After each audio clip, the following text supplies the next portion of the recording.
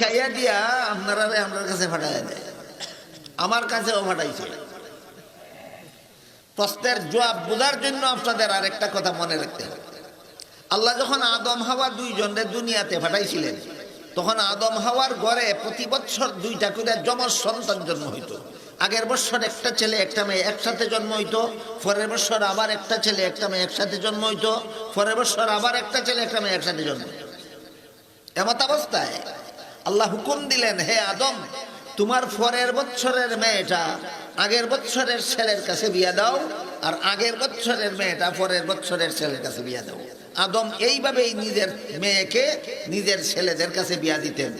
বুঝে থাকতে বলুন তো, আদম নিজের মেয়ের আরে কার ছেলের কাছে বিয়া দিতেন? নিজের ছেলের কাছে। এখন যদি কোনো মুসলমানে নিজের মেয়েরে নিজের ছেলের কাছে বিয়া দিয়া কয়, আদমে দিলে যদি হালাল হয় আমি দিলে হারাম হবে কেন? দলিল না